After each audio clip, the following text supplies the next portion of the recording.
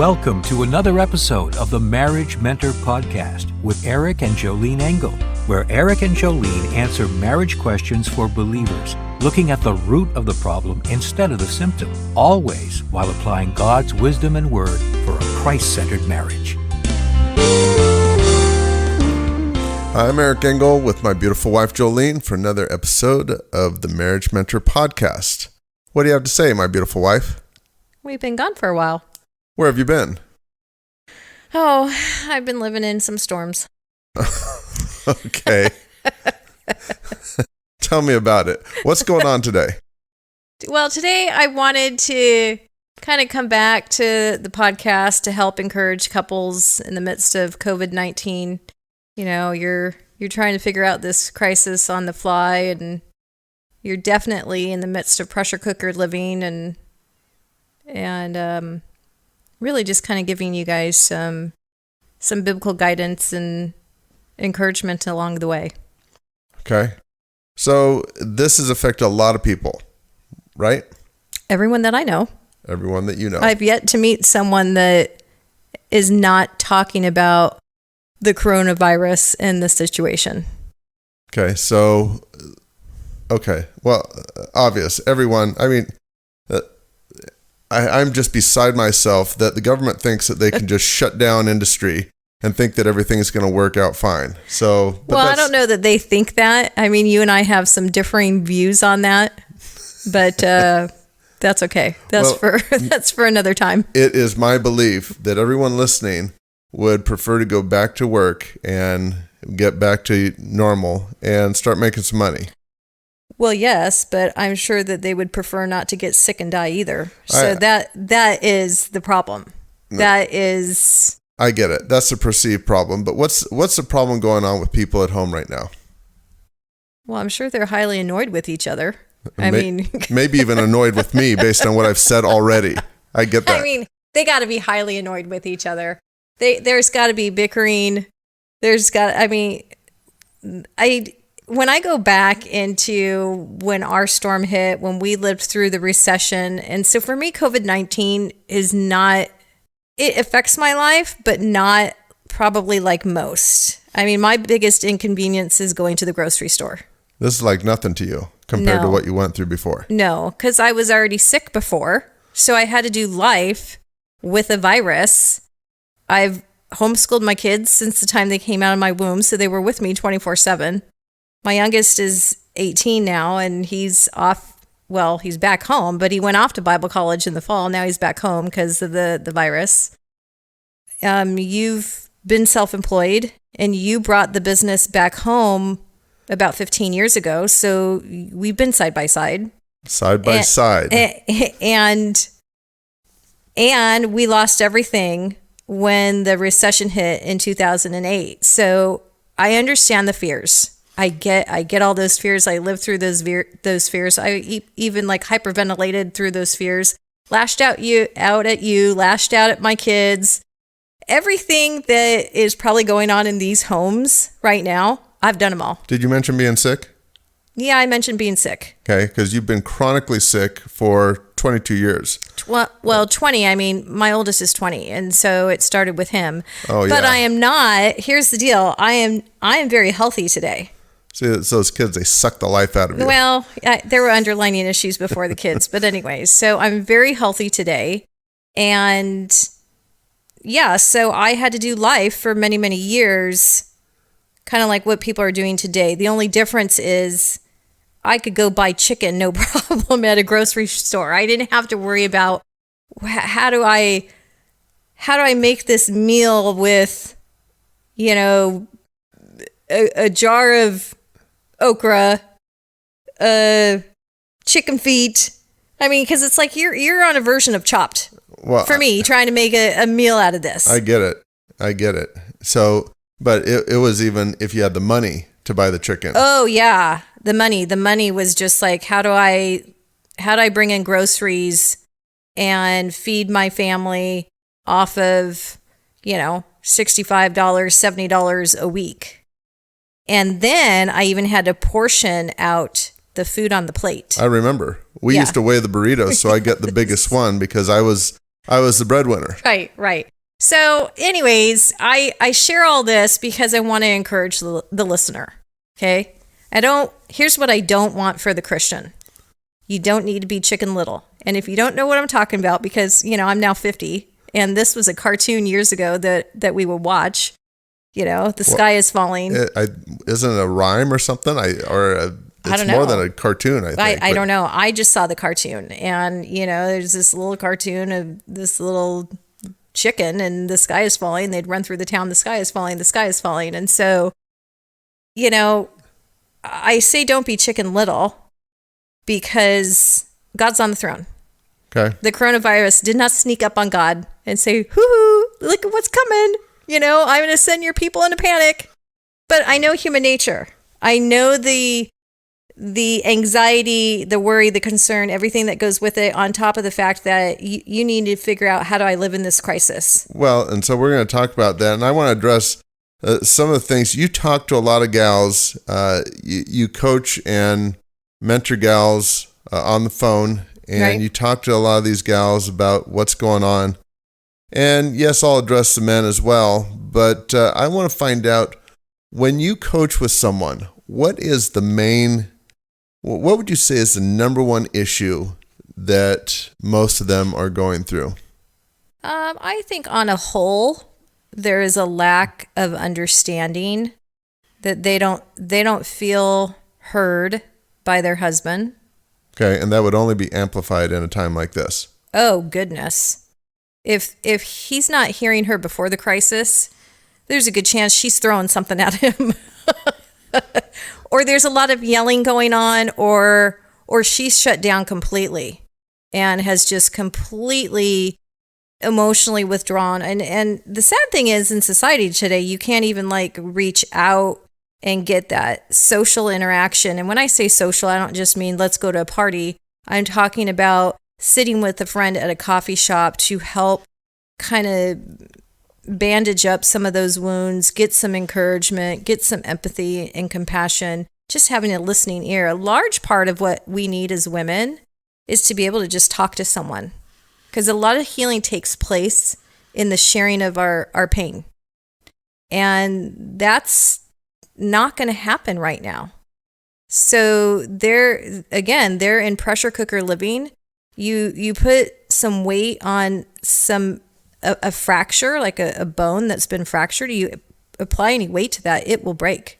Okay, so what's the number one thing that you would say for that gal going through that now that she needs to apply? How does she need to relate to her husband or family? Well, it always goes back. The number one thing is nourish her soul. She's got to nourish her soul. And that might just sound like a basic answer. Every believer knows that. But are we standing, resting, and believing in God's promises in the midst of this storm? Because that's the crux. Her strength comes from the Lord. Her anchor is from the scriptures. Well, is that any different for a guy? I mean, I'm not a man. Okay. You know what? I figured that out a few years back. Glad that I did. Right. Okay, but there are only two genders, people, in case you're wondering. Yes, this is the not politically correct podcast as well. This is the truth podcast, not the personal truth Yeah. Right. Anyway, as guys go through this, guys are used to saying, "Hey, I don't need anyone. I make my own way. I'm independent. I'm strong. I'm tough." And something like this kind of kicks you in the teeth, and you're just like, "Hey, I don't know what to do." Right. And so there's frustration on both sides. There is. And for a woman, because we have like 5,000 emotions. You guys have about 5. Or 1. Okay. And for us to get spiritually stable in this storm, right? It flattens. That's a great word. As we seek to flatten the curve, it flattens. When you get spiritually stable as a woman, it flattens the emotional curve. Okay. So again, it might seem like a very basic answer. It's like people might be thinking these seasoned saints, like, well, that's just like a spiritual Band-Aid. It's the whole thing. It is the antidote. in the midst of the fear, in the midst of the chaos, in the midst of the pressure. It is learning to nourish her soul. Okay? So if you're filled with all that anxiety, it's the Word of God. What is it? What are your spiritual disciplines like today? Because here's the deal. I love how God uses these trials to make us stronger, because that's what the trials are designed for. They're designed to make us more like Him. They're designed to refine us. They're designed to, I've gone through enough suffering that it's just like, Lord, just turn off the spigot. Okay, the suffering spigot, we want you to turn it off. But I know from a biblical viewpoint that my suffering gives me more understanding for those that are suffering today. Right. Well, actually, it has built up some muscle, some suffering muscle. It for is you. some suffering muscle, which is why when I was talking to you about, because we haven't done a podcast since the end of last year, we've gone through some of our own stuff over here recently that had nothing to do with the virus. And I'm like, we need to really get back to podcasting, because I think that people need to hear some hope. Okay. And that it's going to be okay. So get into God's Word, and let's say that there's not, I don't have a regular reading.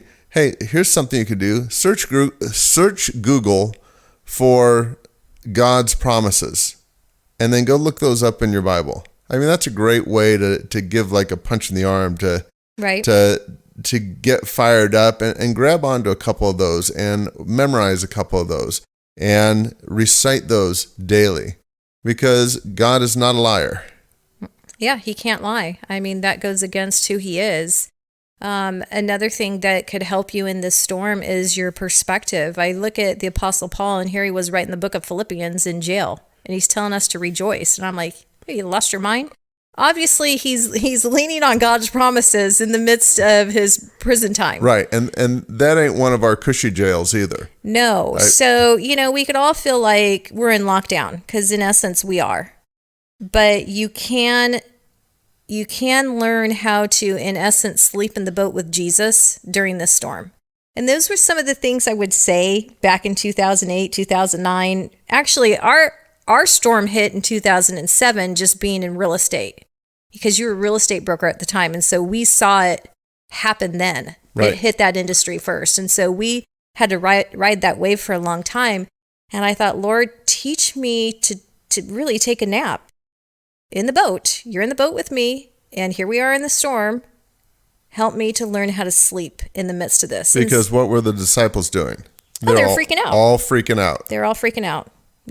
And Jesus was in the boat taking a nap. And so, all right, let me see if I can learn a few things from my master, because there's something here He wants me to learn. Okay. And so nourishing your soul is really getting into your Bible reading, your time of prayer, your time of worship. I mean, I can remember when we actually moved to this home 5 years ago.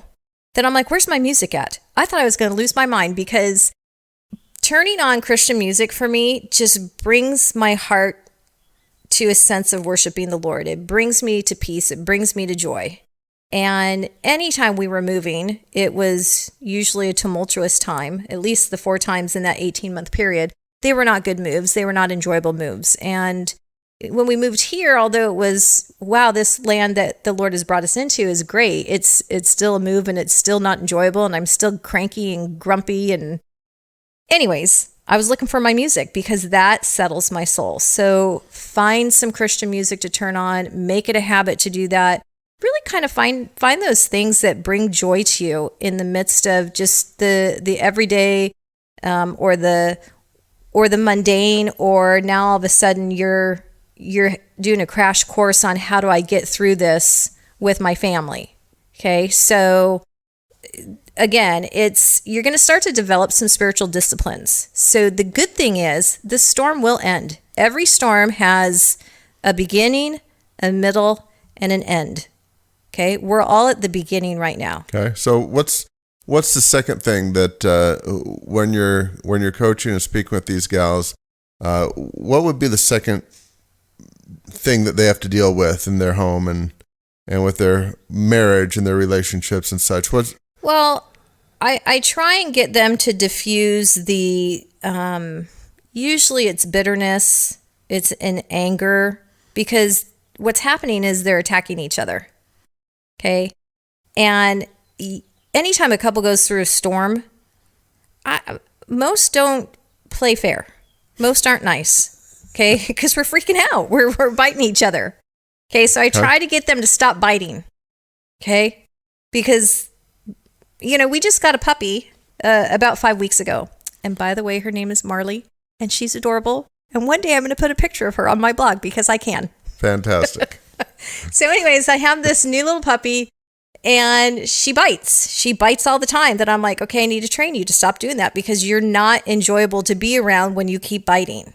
Okay. In a marriage, it's not enjoyable to be around the other person when y'all keep biting. And can you say that you have a reason? Of course you can, because we're, again, living in the midst of a storm. We're unsure. The sky is falling. Things are going wrong. You're fearful. You're filled with anxiety.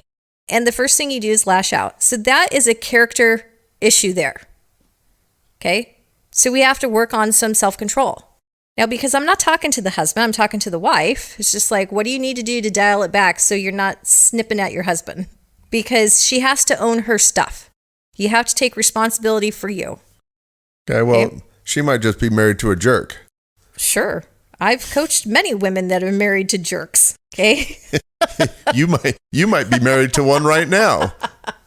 Okay, well, I don't have that same viewpoint. That's not to say that I don't have my, wow, you were rude moment. I think that's what it was the other night. But anyways, I could get beyond the rudeness and look at you and say, is this a pattern? Are you trying to be destructive? So those are some things that I'm asking the wife. Is it ongoing destructive behavior? Is it, why are you allowing this behavior? And then also let's take a look at our behavior. Are you guys in church on a regular basis? Or do we just call ourselves Christians because we made, a proclamation of faith when we were a teenager? Well, and that's interesting because the Bible talks about a house built on the sand or built on the rock. And there are some foundational things, some foundational, I don't know what I want to say. Well, there's some biblical truths that they need to stand on to start building their house. Concepts, yes. Foundational concepts that are biblical concepts that you have to adhere to. Right. I mean, if you think, hey, my little Jesus, I gotta put him up on the shelf and I'll pull him down whenever I need him. Well, I need him now, but I don't usually need him, so I'm gonna put him back on the shelf. Right. No, that's a foundation of sand. Even if you call yourself a believer, right, you have to have your foundation on the rock. So if you establish some of these habits and things, then you have a foundation of which you can grow from. Right. And so, this time in the storm, yeah, you guys you're dealing with homeschooling. You didn't plan on homeschooling. It's really not homeschooling. It's a crash course of what do I do with my kids now? Okay. Well, since we went through 18 years, 20 years of homeschooling, right, I want to just comment on that. If your kids miss an entire year of school, look, it's not going to be that big of a deal. Okay. Oh, no, not at all. By the time they're 75, it's not going to be a big deal. Okay. And the point of that is that it's a big deal for us right now. Yeah. You know what? Actually, I want to circle back and kind of do a podcast on that. Maybe this is like the COVID-19 Cup for Couples series, because there's so many elements to what's going on. It's not just there's a virus out there. This thing is really just running through their lives, and there's what aspect of their life is not turned upside down? Well, I don't know. And here's what's interesting. You see how the world responds. Right. Our believers respond in the same way. Some, because, hey, we're not made of steel. I don't wear a cape, and sometimes I have spiritual amnesia. So, even me, there are times when I'm filled with doubt. Where is God in the midst of all this? Okay. But because I've come through such a big storm, and it was a very long storm for me, that I'm like, Lord, I have prayer journals for 10 years. Every single day I would write for him to give me a reprieve from the storms. That was 10 years. Right. Okay. And so I thought, gosh, we really need to show up and encourage the saints in the midst of this storm, because God wants to, in essence, God is deploying the church, but he's not doing it through face to face. Well, and here's what's really interesting. The whole thing is about don't get sick, don't die. It's all about physical well-being. Mm-hmm. What about spiritual well-being, which is way, way more important than physical well-being? Well, and I have Isaiah 43:2. I really like this verse for this season. When you go through deep waters, I will be with you. When you go through rivers of difficulty, you will not drown. When you walk through the fire of oppression, you will not be burned up. The flames will not consume you. So again, learning to anchor your soul on truth, be steadfast in the scriptures, that is number one for me. You got to go there. And then the next step would be, okay, spiritually, I need to get shored up as a wife. But physically, I need to get shored up as well. Because when you say physically, what do you mean by that? Well, I got years ago when I was really thrust into severe trying to fix my health. It was easy for me to put off tending to, making certain meals or taking certain supplements. Really just tending to my health was, I think I timed it one day. This had nothing to do with meals, just supplements and teas and all the stuff I had to take. I think it took me like a half an hour each day to just tend to my body for the things that it needed to function. And if I didn't tend to them because I got busy with, I'm making breakfast, or my kid needs this, or you need that, and I didn't take care of my physical needs first, over time, my body would start to plummet. And so I'd have to tell myself, what are you, a moron? Take care of your health. Take care of your health, take care of your health, take care of your health. Because if my body can't function, I can't do anything for my family. Well, so what is that saying? That God gave you a horse and a message, and if the horse dies, you cannot deliver the message? Yeah, in essence. I mean, if you take it from the perspective of delivering, like the gospel message or caring for your family. Right. Because as a wife, you're like the lighthouse in the storm. That's how I see my role. Okay. So she's there. Her husband is there. He's not usually there. Right. He's driving her nuts. Okay. What do you do? What do you do when I drive you nuts? Because I'm here all the time. You're here all the time. I must right drive here. you nuts most of the time. You're right here in the center of the room. And we are virtually 15 feet apart, pretty much at least, 20 hours a day. Are we? No, not 20 hours. All right. 15? Okay, I'll go with that. Okay. I sleep longer than you. I understand, but we are that close to each other all the time. How do you put up with my garbage? How do you deal with me? How do you... I manage you in a way. How does this gal... Because here's the deal. How does she manage her husband? Okay, God calls... Here's where some wives get tripped up. Yes, the husband is the head of the home. Christ is the head of the husband. Husband's the head of the wife, and so forth. And so wives kind of get this thought of, well, he calls all the shots. And it's just like, no, wait a minute. Slow down there. Slow your roll. I'm the king. Okay? Because God also calls the wife to be the manager of the home. Okay. Okay? So before you decide to bring your business home like 15 years ago, we got married. A month later, I quit my job, and then I because I made the decision, hey, I would prefer to be your assistant than this other guy's assistant. Right. Okay, so it made sense to me that I'm like, if I'm created to be your helper, it makes sense that you're self-employed, and what do you think about this? So we head down that path, and now I'm helping you in the business, and we're side by side, and then we plan to have our kids, and then I have the kids, and now you're out of the home at this point. You're in an office, our office, and I'm at home, but I'm managing the home. I'm holding down the fort, per se. I'm coming up with the schedule, and I know what your work schedule is. Okay, so you're leaving at whatever time, and you're coming back at such and such time. Okay, when you had your appointments, I knew when to plan when dinner was. Okay, so you have the license and liberty to plan your business life, but I'm planning what's taking place at home. So now fast forward, you're now at home, and I can remember when my kids were little and I'd be back in the homeschool room because I'm on my schedule. Right. Here's Right. breakfast for everyone. Devotions have been done. Now we're doing math and so forth. And you'd walk back into the homeschool room. And I'm just like, what the heck are you doing? Get out. Because you're invading my schedule. Okay? Because you're ultimately in charge of the family. And we've made the decision to homeschool. Well, I can't do homeschool if you choose to just be willy-nilly with your schedule. If you're just like, well, I decided to just like not do what I should be doing, and so I'm going to come in here and kind of interrupt you what you should be doing.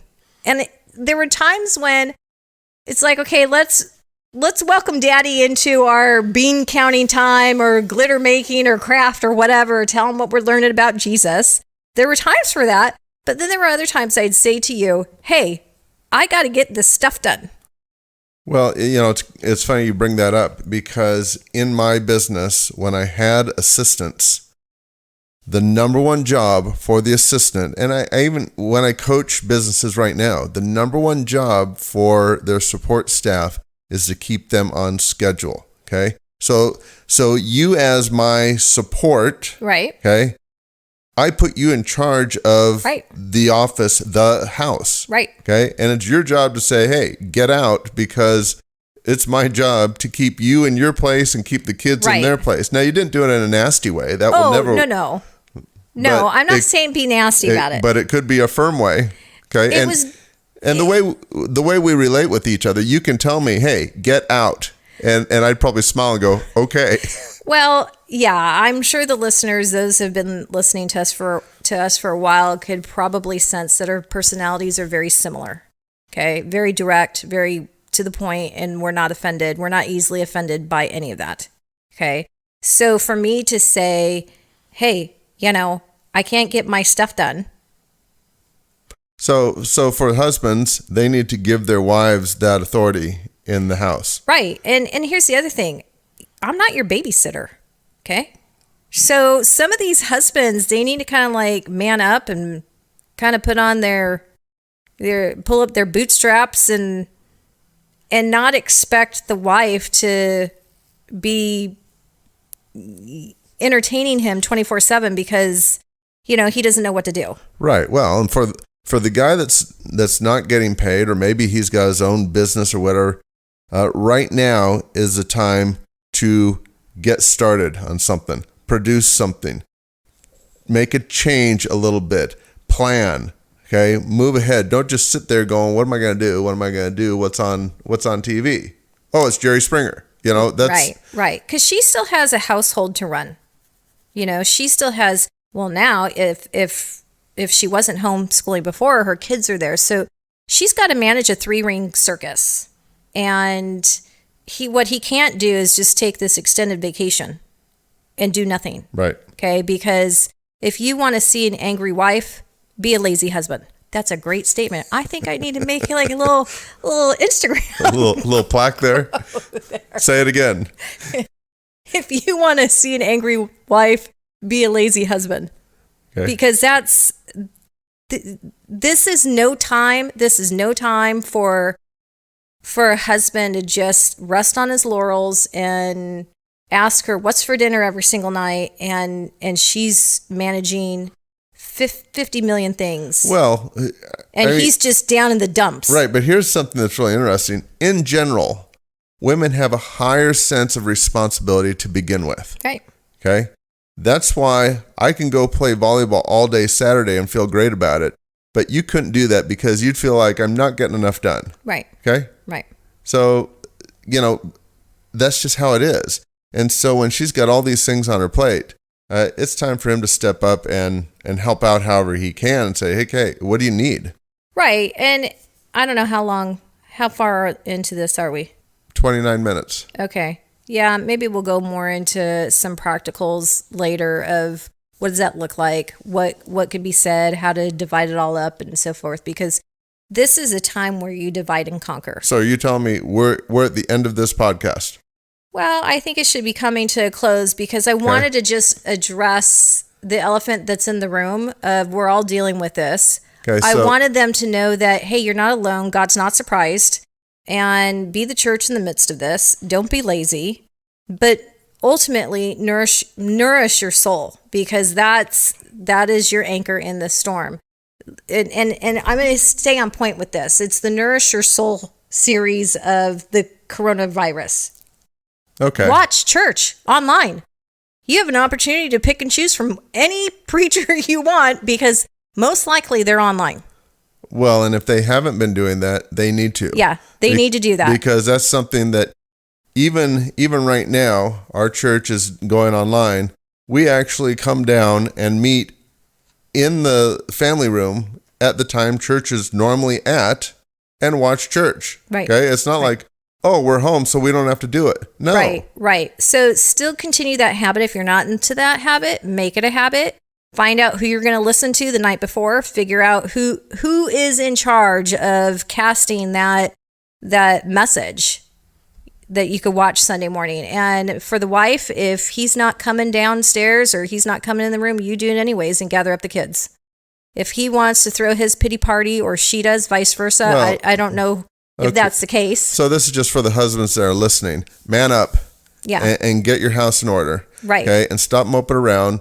You can't do anything about, what's going on? You can't do anything about it. Right. Do what you can. Right. And trust the Lord for the rest. That's right. Okay. So we'll go into some more stuff in another podcast. If gals, mainly gals for you, obviously we do some couples mentoring and coaching, but if gals would like to have personal conversations with you, where would they go? Where should they find that? They could find that on my website at joleneengel.com/coaching.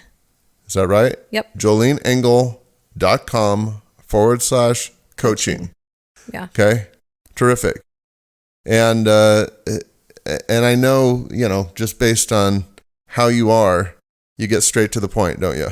Well, I just spoke with a gal just the other day that I said to her, I'm like, hey, I want to hear everything that's going on. I'm going to ask you a lot of questions, but I want her to get as much value as she can in the call. So yes, I'm very much of let's get straight to the point. And she was so cute because I said, do you have a pen and paper in hand? She goes, I've already taken 6 pages of notes. 6 pages. Really? I said that much already. So, the whole goal is to get her equipped. Okay. Right. It's not, we're not having coffee. Okay. I mean, she could bring her coffee if she wants, but. Okay. So this will be an ongoing conversation. And if you're looking to find me, you can mainly find me through my wife. If you really want to find me on my website, it is engelassociates.com, but the main ministry is through joleneengel.com. I'm Eric Engel. And I'm Jolene Engel. Until next time, embrace your choice.